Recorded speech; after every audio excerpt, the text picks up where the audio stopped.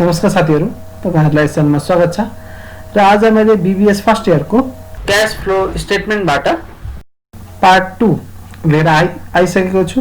Part 1 हेर्नको लागि तपाई यहाँ आई बटनमा गएर हेर्न सक्नुहुन्छ। र मैले लास्ट भिडियोमा क्याश फ्लो स्टेटमेन्ट भनेको के हो, cash flow from operating activities भनेको के हो, cash flow from investing activities भनेको के हो, त्यस्तै गरी cash flow from financing activities भनेको के हो, र cash flow from operating activities अन्तर्गत इनडाइरेक्ट मेथड र डाइरेक्ट मेथड पर्छ। त्यसमा यो इनडाइरेक्ट मेथड थियो, यसको बारेमा हल्का जानकारी गराएको थिएँ र मैले भनेको थिएँ एसेट्स बढ्यो भने क्याश घट्छ र एसेट घट्यो भने क्याश बढ्छ, र त्यस्तै गरी लायबिलिटिजमा लायबिलिटिज घट्यो भने क्याश पनि घट्छ र लायबिलिटिज बढ्यो भने क्याश पनि बढ्छ। यी कुराहरू मैले फर्स्ट भिडियोमा भनेको थिएँ र त्यो फर्स्ट भिडियो हेर्नको लागि आई बटन या डिस्क्रिप्सनमा पनि मैले त्यो लिंक हालिदिनेछु, तपाई हेर्न सक्नुहुन्छ। लास्ट भिडियोमा मैले cash flow from operating activities indirect method अनुसार गराएको थिएँ भने यो भिडियोमा मैले cash flow from operating activities को डाइरेक्ट मेथड गराउने छु। र त्यस्तै गरी cash flow from investing activities र cash flow from financing activities का कुराहरू पनि मैले यहाँ गर्ने छु डाइरेक्ट मेथड अन्तर्गत। सो आउनुस् कुरा गरौँ। र हेर्नुस्, cash flow from operating activities अन्तर्गत डाइरेक्ट मेथड। डाइरेक्ट मेथडमा हाम्रो यी कुराहरू पर्छन् हैन, जसमध्ये सबभन्दा पहिला cash sales and collection from customers पर्दछ। र जहाँ हामीलाई क्याश पाइएको छ त्यहाँ पोजिटिभ हुन्छ र पोजिटिभ भएकोमा यहाँ ब्र्याकेट लागेको छैन, र जहाँ हाम्रो क्याश गएको छ त्यहाँ चाहिँ ब्र्याकेट लगाइएको छ। जहाँबाट हामीलाई क्याश आएको छ त्यहाँ पोजिटिभ हुन्छ र पोजिटिभलाई यहाँ ब्र्याकेट लगाइएको छैन, यो मैले लास्ट भिडियोमा पनि भनेको थिएँ। र जहाँ हाम्रो क्याश गएको छ हैन त्यहाँ चाहिँ ब्र्याकेट लगाइएको छ। सबभन्दा पहिला छ cash sales and collection from customer. ल यसभित्र के पर्छन् हामी कुरा हेरौँ। Cash sales and collection from customers can be computed as below. सबभन्दा पहिला के भनेछ, क्याश सेल्स, सेल्स गर्ने कुरा। सेल्स गर्ने बित्तिकै हामीलाई के आउँछ, पैसा आउँछ। पैसा आउँछ भने त पक्कै नै पोजिटिभ हुन्छ हैन। हामीसित पैसा आएपछि हामीलाई पैसा आउँछ भने त पोजिटिभ हुन्छ भने यो पैसा पो हो, यो पोजिटिभ हुन्छ, त्यही भएर ब्र्याकेट लगाइएको छैन। र नेट सेल्स भनेको के हो भन्दाखेरि cash sales plus credit sale minus sales return, यो नेट सेलको फर्मुला पनि हो। र क्याश सेल्स भनेर त बुझिहाल्नुहुन्छ हैन, क्याशमा गरेको सेल्स। त्यस्तै गरी क्रेडिट सेल भनेको उधारमा गरिएको sales minus sales return. Sales return भन्न खोजेको यहाँ मैले तपाईलाई बुझाउनको लागि लेखेको छु, merchandise that was returned to the seller by a customer when merchandise sold on credit is returned, this account is debited and account receivable is credited. So sales return भनेको के हो भन्दाखेरि जस्तो तपाईले कुनै सामान 10,000 को बेच्नु भयो, 10,000 को बेच्नु भयो, तर त्यहाँ चाहिँ 1000 रुपैयाँ रिटर्न भयो तपाईको सामान सहित हैन।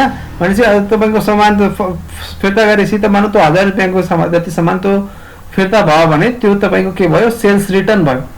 सो त्यसैले हामीले खास सेल्स रिटर्न भनिएको हो है। सो यसको चाहिँ यो नेट सेलको फर्मुला हो, खासै यसको युज छैन। मेन कुरा तपाईले सेल्समै ध्यान दिनु होला। अनि अब कुरा आउँछ डिक्रिज इन अकाउन्ट रिसिभेबल। अब यो अकाउन्ट रिसिभेबल भनेको के हो त? सो अब यहाँ हेर्नुस्, अकाउन्ट रिसिभेबल भनेको के हो? अकाउन्ट रिसिभेबल भनेको एआर त्यसको short form is the balance of money due to a firm for good or service delivered or used but not yet paid for by customers.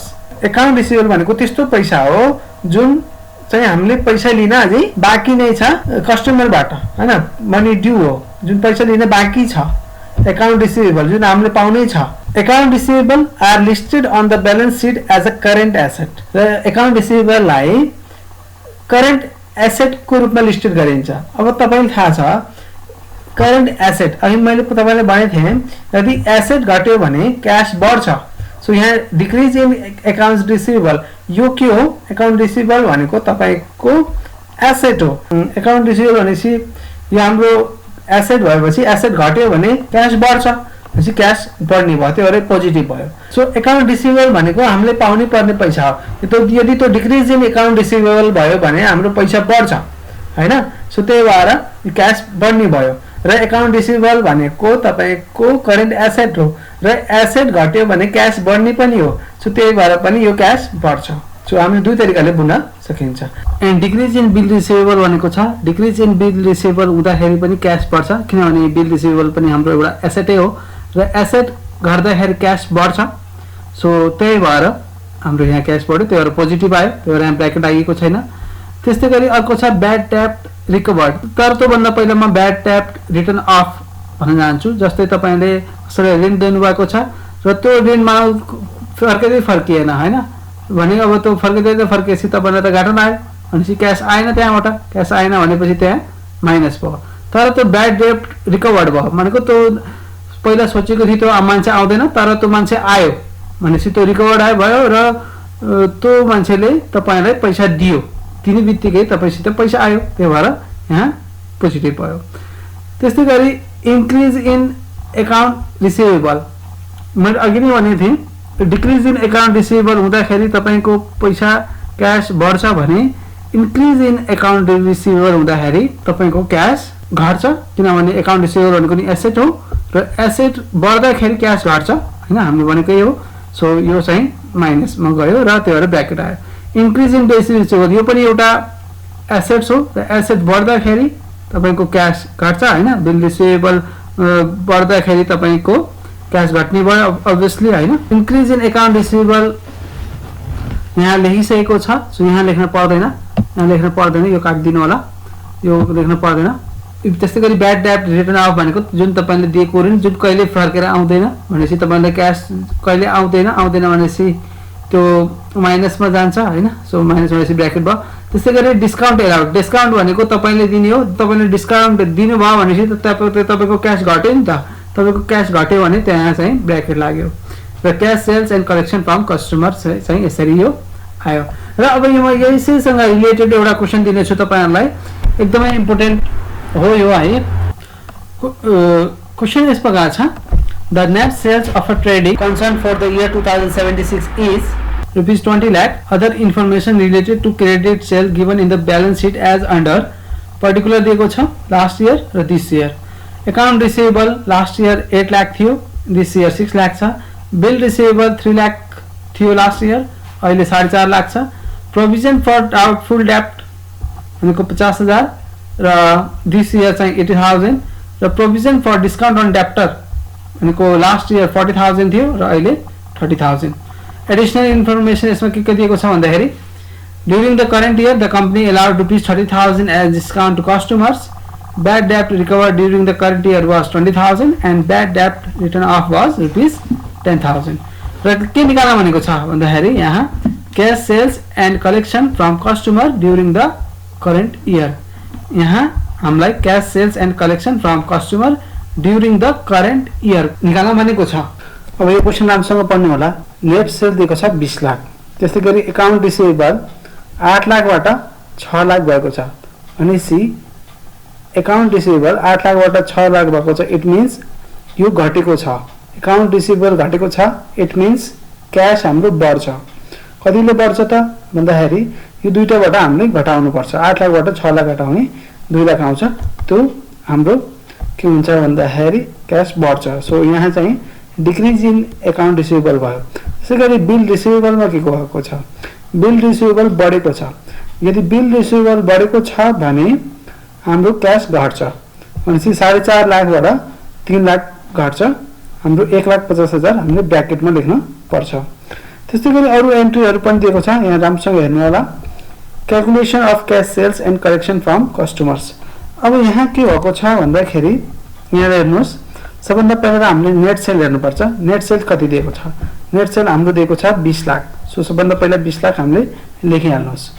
त्यसपछि account receivable छ, account receivable छ र यो 8 लाखबाट 6 लाख भएको छ, it means account receivable घटेको छ। कतिले घटेको छ भन्दाखेरि 2 लाखले घटेको छ, किनभने 8 लाख थियो पहिला, अहिले 6 लाख छ भनेपछि 8 लाख माइनस 6 लाख गर्दाखेरि 2 लाख। र एकाउन्ट रिसिभेबल घट्दाखेरि क्यास बढ्छ भनेपछि त्यो हाम्रो पोजिटिभमा लेखिन्छ। So decrease in account receivable भनेपछि हामीले यो 2 लाख भयो, यो पोजिटिभ लेख्यो, यहाँ ब्र्याकेट लगाइएन, जस्तै यहाँ ब्र्याकेट लगाइएको छ, यहाँ ब्र्याकेट लगाइएन। सो यसरी चाहिँ हाम्रो नेट सेल पनि भयो, यसरी चाहिँ हाम्रो नेट सेल्स पनि भयो, नेट सेल्स भयो, यो नेट सेल भयो हैन। अनि त्यसपछि एकाउन्ट रिसिभेबल भयो, यो एकाउन्ट रिसिभेबल भयो भनेको यो डिक्रिज इन एकाउन्ट रिसिभेबल भयो भनेपछि यसको कुरा पनि भयो, यसको कुरा पनि भयो। अब चाहिँ अब आयो कुरा हाम्रो ब्याड डेब्ट रिकभर्ड लेखिएको छ।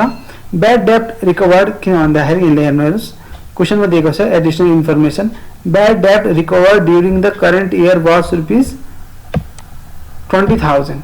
ब्याड डेब्ट रिकभर्ड भनेपछि ब्याड डेब्ट रिकभर्ड भनेको नराम्रो ऋण जुन हाम्रो आउने छाड थिएन त्यो आयो भनेपछि त पैसा आयो, पैसा आएपछि त पोजिटिभ हुन्छ। सो ब्याड डेब्ट रिकर्ड भनेको तपाईको 20,000 रुपैयाँ आयो। सो यो पनि भयो।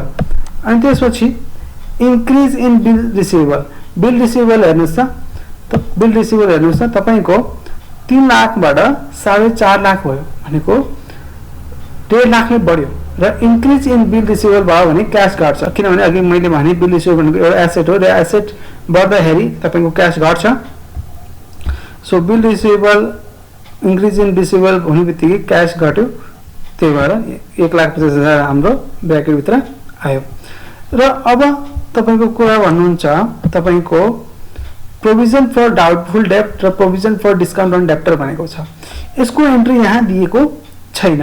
किन दिएको छैन भने प्रोभिजन फर डाउटफुल डेब्ट र provision for discount on debtors भनेको कस्तो हो भन्दाखेरि तपाईको डाउटफुल डेब्टमा त्यसको लागि पहिलेदेखि त्यो ऋणीले पहिला छिटै पैसा दियोस् भनेर त्यसलाई सर्टेन किसिमको डिस्काउन्ट दिइन्छ हैन। त्यसैले हामीले चाहिँ त्यो चाहिँ हाम्रो अब खर्च हुन्छ, त्यो चाहिँ हाम्रो एन्ट्री हुन्छ प्रॉफिट एन्ड लस अकाउन्ट र ब्यालेन्स शीटमा।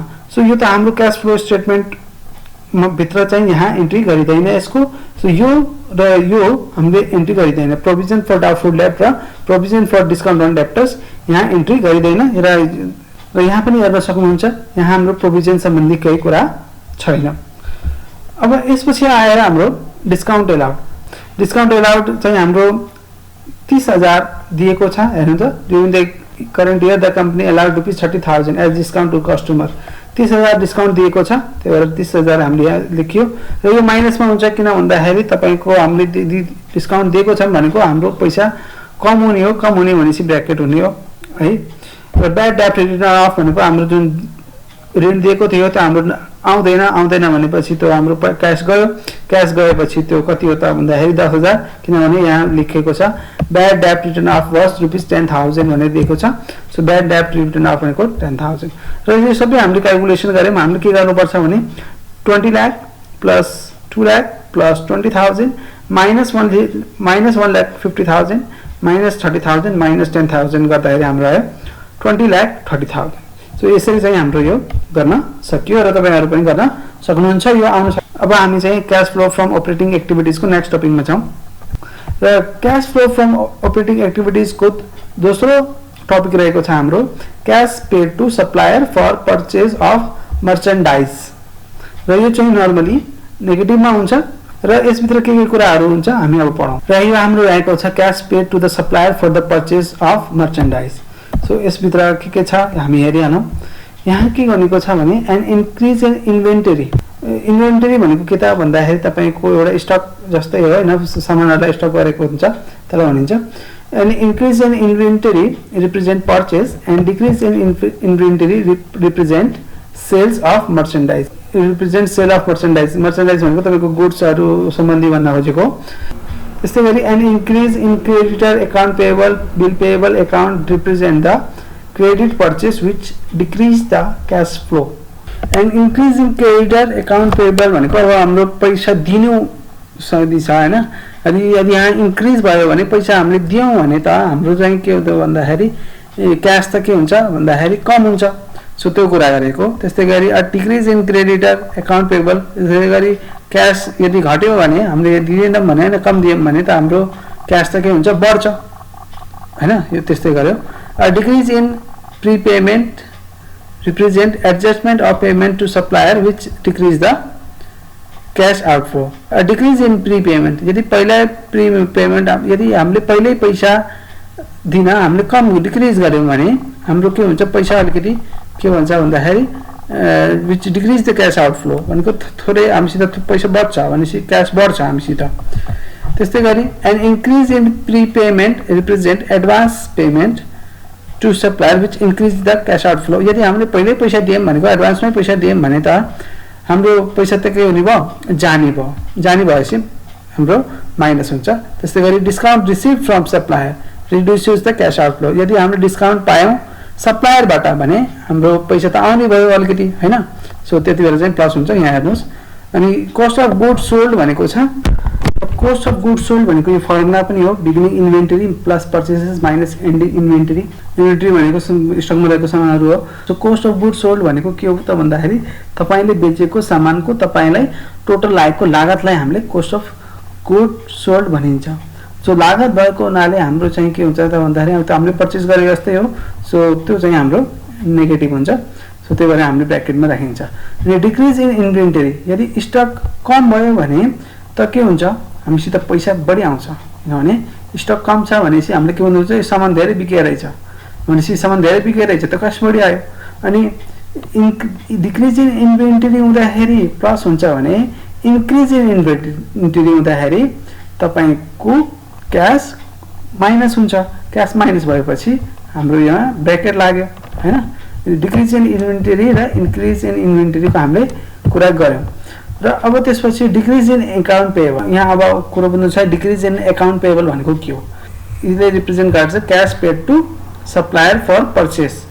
अनि भनेको क्यास पेड गरिन्छ कसलाई, सप्लायरलाई। क्यास पेड गर्ने बित्तिकै त हामीसित पैसा त घट्यो नि, पैसा घटेको हुनाले के गर्दाखेरि डिक्रिज इन अकाउन्ट पेएबल गर्दाखेरि हामीसित पैसा घट्यो, पैसा घटेको हुनाले यो ब्र्याकेट लाग्यो। त्यस्तै गरी डिक्रिज इन अकाउन्ट पेएबल हुँदाखेरि क्यास घट्छ भने इन्क्रिज इन अकाउन्ट पेएबल हुँदाखेरि तपाईको पैसा बढ्छ है। त्यस्तै गरी decrease in payable bill payable भनेको त्यही रिप्रेजेन्ट गरेको। Decrease in bill payable represent cash paid to supplier भनेपछि हामीले के भन्नु पर्यो, decrease in cash bill payable हुँदाखेरि हाम्रो so decrease in cash pay bill so decrease in bill payable हुँदाखेरि हाम्रो के हुन्छ, क्यास हामीसित जान्छ। क्यास गएपछि हाम्रो यहाँ क्यास घट्यो, त्यही भएर ब्र्याकेट लाग्यो। तर इन्क्रिज इन बिल पेएबल हुने बित्तिकै हामीसित क्यास बढ्छ, किनभने उधारोमा लिएपछि हाम्रो पैसा त गएन नि त हैन। भनेपछि हामीसित उधारो पैसा हामीसित भनेपछि हामीसित पैसा छँदैछ, त्यो हामीसित पैसा छ भनेपछि यहाँ पोजिटिभ हुन्छ। त्यसरी भयो। अनि इन्क्रिज इन प्रिपेमेन्ट, यदि एडभान्स यदि हामीले पहिल्यै दिन थाल्यौँ भने सप्लायरलाई हामीसित त पैसा गयो नि, पैसा गयो भनेपछि यहाँ के हुन्छ, यो हाम्रो नेगेटिभ हुन्छ।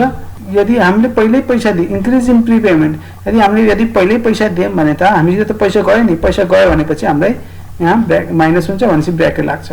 त्यसै गरी डिस्काउन्ट रिसिभ, डिस्काउन्ट यदि हामीले रिसिभ गर्यौँ भने सप्लायरबाट हामीसित पैसा बच्यो हैन, पैसा बच्यो भनेपछि हामीसित क्यास आयो, त्यही भएर पोजिटिभ।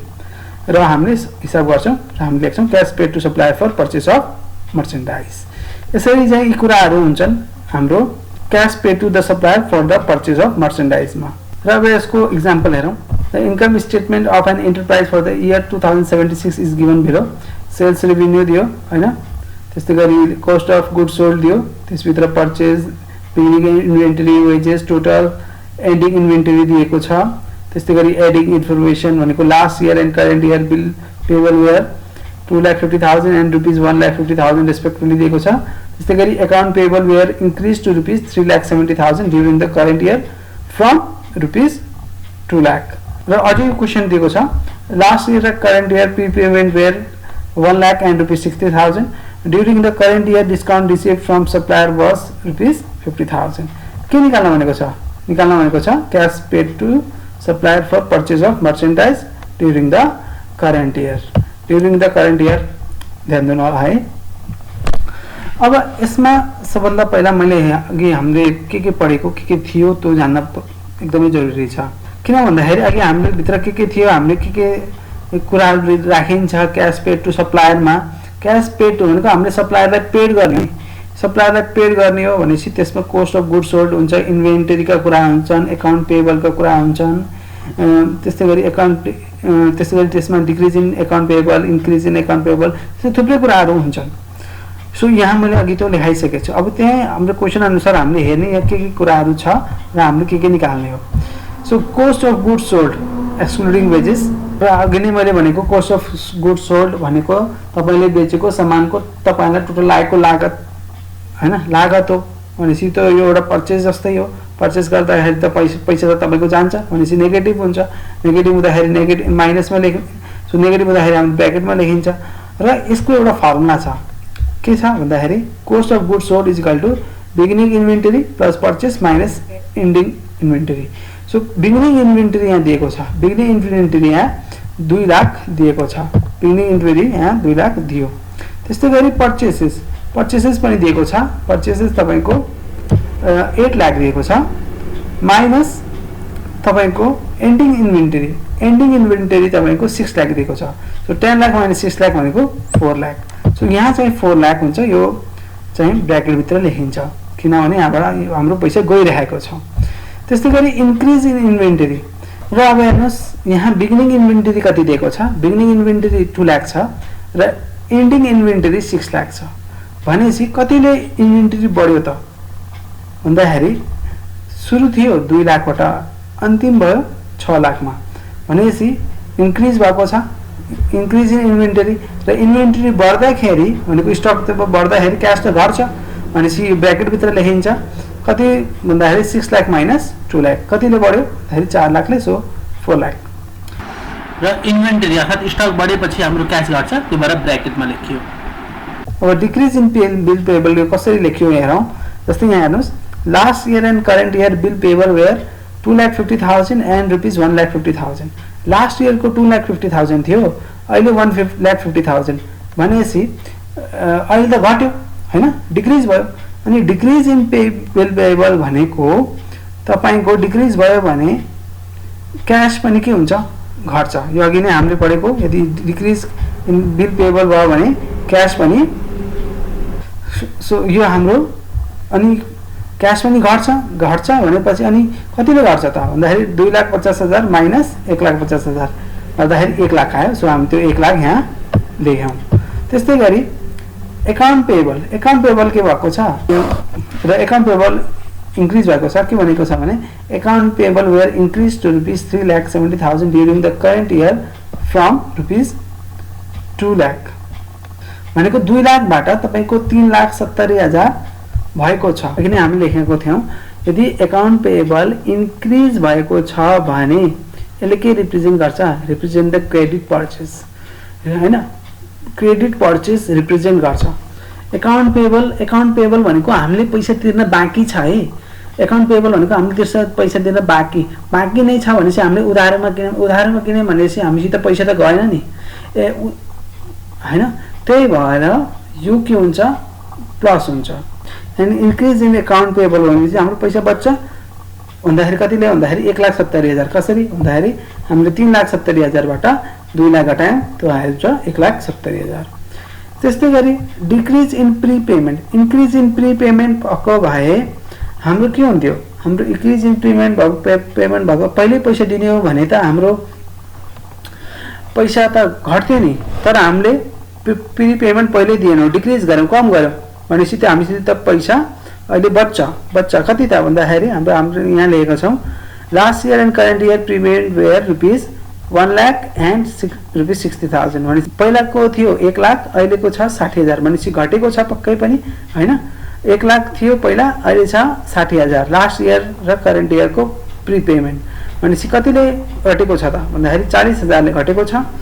र डिक्रिज इन प्रीपेमेन्ट हुने बित्तिकै त्यो हाम्रो क्याश भनेको बच्यो हाम्रो क्याश बचेको हुनाले पोजिटिभ हुन्छ सो 40,000 त्यस्तै गरी डिस्काउन्ट रिसिभ फ्रम सप्लायर भनेको त अघि नै हामीले बुझिसक्यौं डिस्काउन्ट रिसिभ भनेको अब यहाँ हाम्रो लेखेको छ discount receive from supplier was rupees 50,000 त्यस्तै गरी हाम्रो discount receive from supplier was भनेको 50,000 छ भनेपछि हाम्रो डिस्काउन्ट रिसिभ कति छ 50,000 त्यो पोजिटिभ हुन्छ यो हामीले अघि नै पढेको र हामीले क्याल्कुलेसन गर्यौं त्यसै गरी अब हामीले के गरौँ भने 4 lakh plus 4 lakh plus 1 lakh minus 1,70,000 minus 40,000 minus 50,000 गर्दाखेरि 6,40,000 आउँछ त्यो चाहिँ हामीले ब्र्याकेट भित्र राख्छौं किनभने यति पैसा हाम्रो गएको सो हामीले चाहिँ यही आन्सर भयो त्यस्तै गरी सी नम्बरमा जाउँ सी मा भनेको हाम्रो cash paid to the employee and for other operating expenses भनेछ यसमा हाम्रो cash pay to the employee employee र अरु एक्सपेन्सेसहरु भनेको छ। यसमा के छ त भन्दाखेरि तपाईको calculation of cash pay to the employee and for other expenses operating expenses र अपरेटिङ एक्सपेन्सेसमा अब हाम्रो आइटम वाइज र क्याश आइटम ओन्ली भनेको छ। जस्तै अब हाम्रो वेजेस र सेलरी भयो, यो त सेलरी हाम्रो गयो नि त, सेलरी गयो भनेपछि त क्याश गयो भनेपछि त माइनस हुन्छ। सो यो चाहिँ हाम्रो ब्र्याकेट भित्र हुन्छ। So manufacturing expenses office expenses खर्च जति हाम्रो पैसा जाने कुरा हो हैन, त्यही भएर हाम्रो ब्र्याकेट भयो। त्यस्तै गरी अब हाम्रो छ increase in outstanding expense or decrease in prepaid expenses. पहिला हामीले बुझ्नु पर्छ यो आउटस्ट्यान्डिङ एक्सपेन्स भनेको के हो। Outstanding expense is an expense which is due but has not been paid. An expense become outstanding when the company has taken the benefit but the related payment has not been made. So के भनेको छ भने तो outstanding expense भनेको यस्तो expense हो जुन चाहिँ ड्यू भइसकेको छ, जुन चाहिँ तिर्ने हो तर अझसम्म तिरिएको छैन। So increase in outstanding expense, अब यसरी आउटस्ट्यान्डिङ एक्सपेन्स बढ्दै गयो भने हैन, हामीले पैसा तिर्ने परेन भने त के हुन्छ, हाम्रो क्याश के हुन्छ, बढ्दै जान्छ। त्यस्तै गरी प्रिपेड एक्सपेन्स भनेको के हो त पनि भन्यो। Prepaid expense is a type of an asset on the balance sheet that result from a business making advance payment for goods और service to be received in the future. Decrease in prepaid, यसको अर्थ के हो भने decrease in prepaid expenses भनेको यदि हामीले पहिल्यै तपाईको एडभान्समा पेमेन्ट गरेनौं भने, यदि एडभान्समा हामीले खर्चहरुको हैन पेमेन्ट गरेनौं भने त के बन्ने भयो, हामीसित पैसा बच्ने भएपछि हाम्रो यो पोजिटिभ हुन्छ। त्यस्तै गरी डिक्रिज इन आउटस्ट्यान्डिङ एक्सपेन्स, अब इन्क्रिज हुँदाखेरि पोजिटिभ छ भने डिक्रिज हुँदाखेरि नेगेटिभ हुन्छ, त्यही भएर इट मिन्स हाम्रो पैसा गएको छ। र इन्क्रिज इन प्रिपेड एक्सपेन्सेस हुँदाखेरि ठ्याक्कै उल्टो हैन। प्रिपेड एक्सपेन्सेस भनेको जुन पहिल्यै एडभान्समा हैन खर्चहरुको पैसा तिरिन्छ, तर इन्क्रिज भयो भने त हाम्रो पैसा पहिल्यै तिर्दियौं भने त हाम्रो के हुन्छ, हाम्रो क्याश घट्छ, त्यही भएर माइनसमा हुन्छ र हामीले टोटल गर्छौं cash pay to employee and for other expenses गरेर यहाँ टोटल लेख्छौं।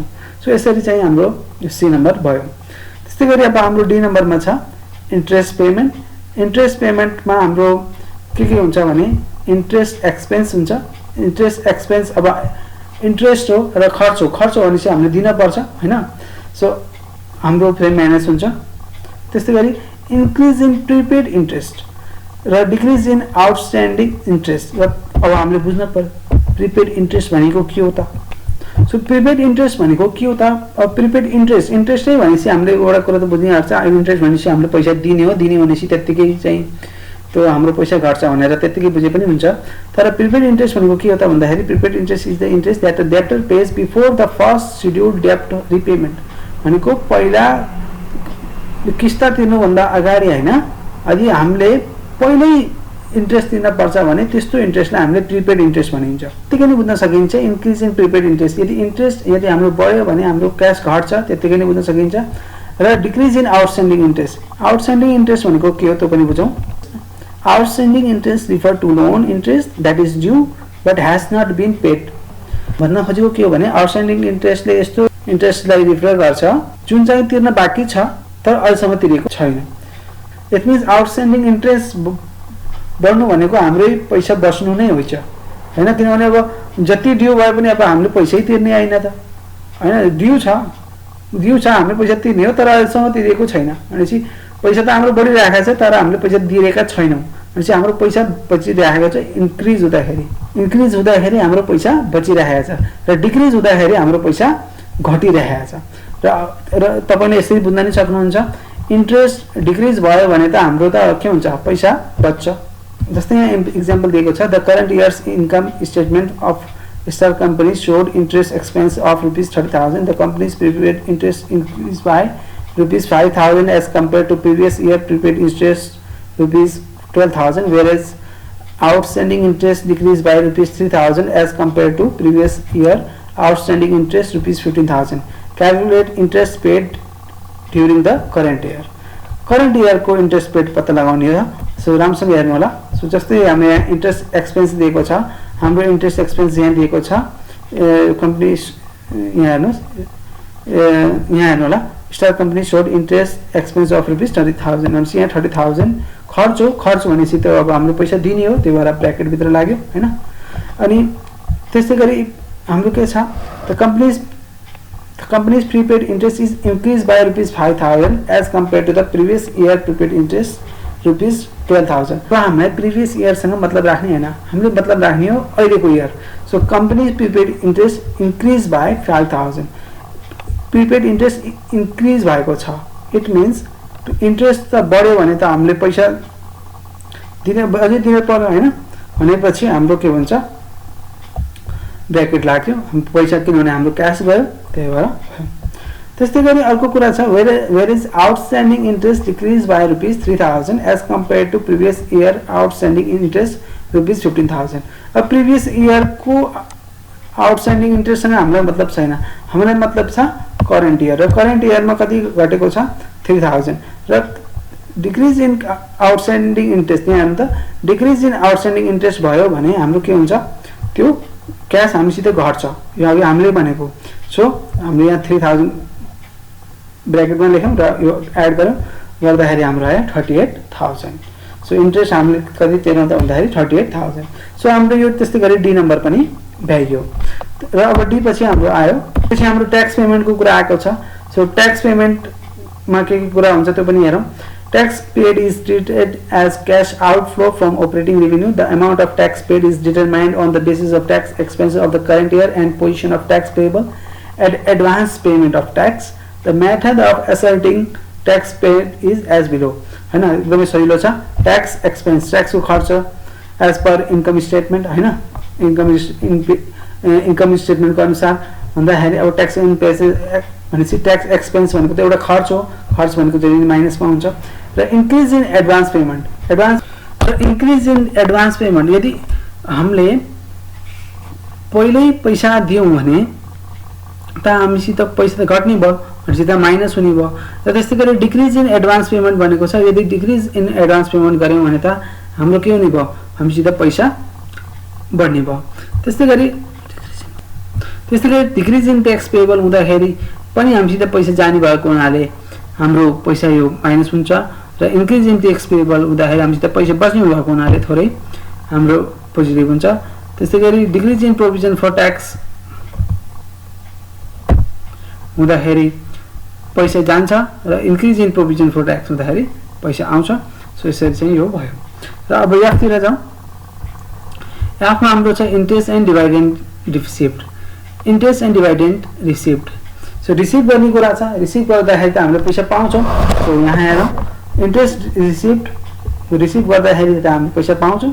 डिभिडेन्ड रिसिभ हामीले लाभांश रिसिभ गर्दाखेरि पनि हैन एज पर इन्कम स्टेटमेन्ट हामीले पैसा पाउँछौँ। Interest dividend receivable of last इयरको इन्ट्रेस्ट डिभिडेन्ड हैन अब कति छ त्यो हामीले यहाँ लेखिन्छ, टोटल गरिन्छ। त्यसबाट हामीले घटाइन्छ के भन्दाखेरि interest dividend receivable of current year, यहाँ लेस भनेको छ हैन। सो हामीले के गरिन्छ त्यहाँ घटाइन्छ, घटाएर यहाँ लेखिन्छ। So interest and dividend received त्यसरी चाहिँ आउँछ। र अब जी नम्बरमा हेरौँ cash flow from other items. Cash flow from other items भित्र के पर्छन् त भन्दाखेरि increase on decrease in short term debt. अब सर्ट टर्म डेट भने अब सर्ट टर्म डेट भनेको के हो त भन्दाखेरि short term debt also called current liabilities. अब लायबिलिटिज भन्ने बित्तिकै तपाईँले बुझिहाल्नुहोस् कि यदि लायबिलिटिज बढ्यो भने तपाईँको क्यास पनि बढ्छ। सुरुमै भनेको लायबिलिटिज बढ्दाखेरि तपाईँको क्यास बढ्यो हो, अनि लायबिलिटिज घट्दाखेरि क्यास पनि घट्यो, यो घट्यो। Increase or decrease in bank overdraft. त्योभन्दा पहिला हामीले यो ओभरड्राफ्ट भनेको के हो त्यो बुझ्नुपर्छ। पहिला यो ओभरड्राफ्ट भनेको के हो त्यो बुझ्नुहोस् हैन। A bank account overdraft happen when an individual's bank account balance goes down to below zero हैन। Individual bank account balance goes down to below zero, zero भन्दा कम, result in a negative balance। So अब यहाँ के बुझ्न जारी छ overdraft यदि increase भयो भने त हैन ओभरड्राफ्ट त्यति बेला हुन्छ जति बेला जिरो हुन्छ, तर ओभरड्राफ्ट इन्क्रिज हुने बित्तिकै त हाम्रो पैसा थपियो, पैसा थपियो बित्तिकै त हाम्रो सिधै क्यास आयो।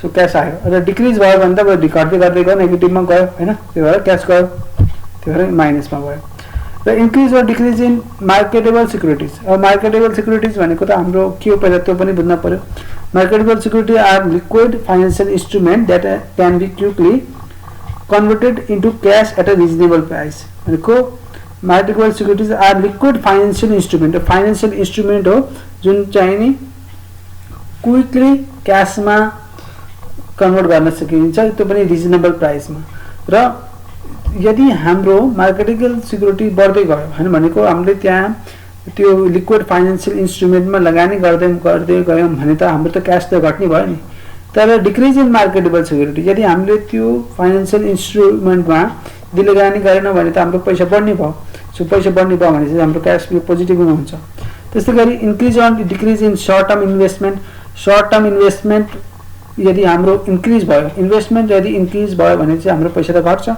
घट्छ त्यही भएर घट्यो र डिक्रिज भयो भने हाम्रो पैसा बढ्यो त्यही भएर बढ्यो इन्सुरेन्स क्लेम रिसिप्ट यदि इन्सुरेन्सको क्लेम यदि हामीले पायौँ भने त हामीसित पैसा आएपछि यो पोजिटिभ भयो र कम्पेन्सेसन रिसिप्ट अर पेड यदि कम्पेन्सेसन यदि हामीले पायौँ भने क्षतिपूर्ति यदि हामीले पायौँ भने त हामीसित पैसा आयो पैसा पाएपछि त हाम्रो पोजिटिभ भयो र यदि हामीले क्षतिपूर्ति दिन पर्यो भने पेड दिन पर्यो भने हामीसित पैसा गयो सो यसरी चाहिँ cash flow from other item हामीले यसरी टोटल गरेर गर्न सकिन्छ हामीले cash flow from operating activities अन्तर्गत पर्ने यो सबै कुराहरू हैन cash sales and collection from customer cash paid to supply for purchase of merchandise cash paid to employees and for other operating expenses interest payment tax payment interest and dividend receive र त्यस्तै गरी cash flow from other item यो सबै कुराहरू हामीले गर्यौं हामीले cash flow from investing activities अन्तर्गत के पर्छ त्यो हामी जानेछौँ cash flow from investing activities investing यसमा चाहिँ खास फिक्स एसेटको कुराहरू छ है इन्भेस्ट गर्नको लागि पहिला एसेट चाहिन्छ र यदि हामीले एसेट पर्चेस गर्यो भने हाम्रो पैसा जान्छ सो त्यही भएर पैसा जाने भएको हुनाले हामीले यहाँ गर्यौँ प्याकेट लगायौँ यहाँ पनि लेखेको छ क्यास इनफ्लो र क्यास आउटफ्लो क्यास इनफ्लो भन्दाखेरि क्यास इन कहिले हुन्छ जब हामीले सेल गर्छौँ र क्यास आउट कति बेला हुन्छ जब हामीले पर्चेस गर्छौँ सो एडिसनल इन्भेस्टमेन्ट यदि अझै थप्दै गयो भने इन्भेस्टमेन्ट त हाम्रो अझै पैसा जाने भयो भनेपछि माइनस हुने भयो त्यही भएर क्यास जाने भयो त्यही भएर ब्याकेट सेल गर्ने बित्तिकै त हामी पैसा आउने भयो सेल अफ इन्भेस्टमेन्ट पैसा आउने भयो भनेपछि पोजिटिभ हुन्छ sale of fix asset sale गर्ने बित्तिकै पैसा आउने भयो होइन लङ टर्म लोन गिभन यदि हामीले पैसा कसैलाई दियौँ भने त हामीसित त पैसा जाने भयो नि त भनेपछि त हामीसित ब्राकेटभित्र यो देखियो त्यही भएर हामीसित पैसा गएको हुनाले हामीले त्यो ब्राकेटभित्र लेखियो त्यसै गरी collection of long term loan यदि हामीले कलेक्ट गर्दै गयौँ होइन लोनलाई चाहिँ हामीले कलेक्ट गर्दै गयौँ भने त हामीसित पैसा आयो त्यही भएर यो पोजिटिभ भयो र त्यही भएर क्यास बढ्यो हामीसित त्यही भएर पोजिटिभमा लेखिन्छ त्यसै गरी insurance claim receipt related to long term asset यदि इन्सुरेन्स क्लेम रिसिभ गरेको छौँ हामीले पैसा पाएका छौँ भने त हामीसित आयो होइन पैसा आयो भनेपछि यो पोजिटिभ हुन्छ त्यस्तै गरी dividend interest receive from investment if not including in operating activities यो इफ नट इन्क्लुडिङ यो चाहिँ म पछि गर्छु यसको अलिकति तपाईँलाई बुझाउनु पर्ने हुन्छ यो चाहिँ तपाईँलाई क्वेसन गराउँदाखेरि मैले एकदम राम्रोसँग बुझाउने छु so divided interest receive from investment receive गर्ने बित्तिकै त पैसा आयो पैसा आउने बित्तिकै के भन्नु पोजिटिभमा लेखिन्छ क्यास बढ्ने बित्तिकै पोजिटिभमा यहाँ पोजिटिभमा लेखिन्छ र यसरी चाहिँ हामीले net cash flow from investing activities लेख्छौँ र यसमा एउटा कुरा ख्याल राख्नुपर्छ यदि पोजिटिभमा आएको छ भने फ्रम हुन्छ net cash from investing activities हुन्छ यदि नेगेटिभमा आएको छ भने net cash flow use in investing activities भनेर लेखिन्छ यो एउटा कुरा ध्यान दिनु होला जो मैले अहिले लास्टको भिडियोमा पनि भनेको थिएँ त्यस्तै गरी क्यास फ्लो फ्रम फाइनेन्सिङ एक्टिभिटिजको पैसा आउने स्रोत कहाँ त पहिला यो ठ्याक्कै खासमा हामी ठ्याक्कै उल्टो गरेर जाने हो थर्ड स्टेपबाट सेकेन्डबाट फर्स्टमा जस्तै थर्ड स्टेपमा के छ थर्ड स्टेपमा पैसाको स्रोतहरू छ होइन जस्तै सेयर डिबेन्चर लोन होइन यो पैसाका स्रोतहरू कहाँ आयो त्यो पैसा त्यसपछि सेकेन्ड स्टेपमा एसेट्सको कुरा एसेट भनेको अब तपाईँको बिल्डिङ अफिस होइन यो सबै फिक्स एसेट र त्यसपछि त्योभन्दा माथि भन्दाखेरि अब सेलको कुरा पर्चेसको कुरा अपरेटिङ एक्टिभिटिजमा हुन्छ सो अब हामी लास्ट एक्टिभिटिजमा आएका छौँ क्यास फ्लो फ्रम फाइनेन्सिङ फाइनेन्सिङ एक्टिभिटिजमा यो मैले लास्ट भिडियोमा पनि भनेको थिएँ। फाइनेन्सिङ एक्टिभिटिज गर्दाखेरि हामीले पहिला हामी एउटा कम्पनी हो भनेर बुझ्नुपर्छ र त्यसको लागि हामीले पहिले सेयरलाई इस्यु गराउँछौँ। सेयर गराउँदाखेरि हामीसित पैसा आउँछ, त्यस्तै गरी डिबेन्चर पनि पैसा आउँछ र त्यस्तै गरी हामी लोन पनि लिन सक्छौँ। लोनबाट पनि हामीलाई पैसा आउँछ एज अ कम्पनी, किनभने हामी फाइनेन्सिङ एक्टिभिटी भएर हामीले हामीलाई एउटा कम्पनीको रूपमा बुझ्नुपर्छ। र redemption of preference share, preference share भन्दा इक्विटी सेयर अलिक फरक हुन्छ र प्रिफरेन्स सेयर अलिक फरक हो, इक्विटी सेयर अलिक फरक हो। प्रिफरेन्स सेयरमा पनि सेयर त लाएको हुन्छ तर यसमा चाहिँ फिक्स्ड एमाउन्ट चाहिँ प्रिफरेन्स सेयरमा दिइन्छ, तर इक्विटी सेयरमा चाहिँ तपाईँको कति प्रफिट भएको छ त कम्पनीले त्यो अनुसार दिइन्छ। सो यसमा रिडेम्पसन हुने बित्तिकै तपाईँको के हुन्छ भने पैसा जान्छ, पैसा गएको हुनाले हाम्रो यहाँ माइनस हुन्छ। र पेमेन्ट अफ लोन, यदि हामीले पैसा दियौँ भने त के हुने भयो, हामीसित पैसा जाने भयो, पैसा जाने भएपछि यहाँ ब्र्याकेट भयो। त्यस्तै गरी payment of final and interim dividend, payment of final and interim dividend, payment गरेका छौँ नि, पेमेन्ट भनेको बित्तिकै त हामीले पैसा दिने बित्तिकै त हाम्रो के भयो, पैसा गयो। सो यसरी चाहिँ हामीले गऱ्यौँ। सो यसरी चाहिँ हामीले यो सबै क्यास फ्लो फ्रम अपरेटिङ एक्टिभिटिजमा प्लस माइनस के हुन्छ भनेर मैले तपाईँलाई भनेको थिएँ लास्ट भिडियोमा, के गराउँछु मैले भन्छु भनेर अर्को भिडियो बनाउँछु भनेको थिएँ।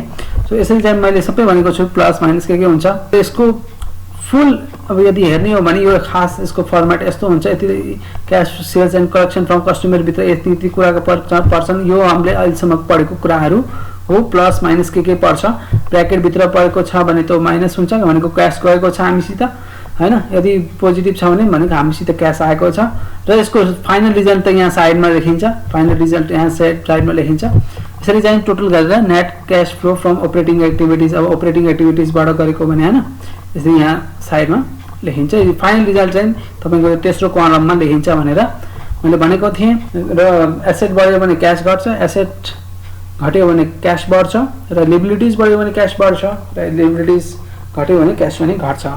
र अब आउने भिडियोहरूमा मैले चाहिँ एकाउन्टको ओल्ड इज गोल्डको क्वेसन गर्नेछु। आउने भिडियोहरूमा चाहिँ मैले क्वेसनहरू लिएर आउनेछु। अन्तिमसम्म भिडियो हेरेकोमा धेरै धेरै धन्यवाद।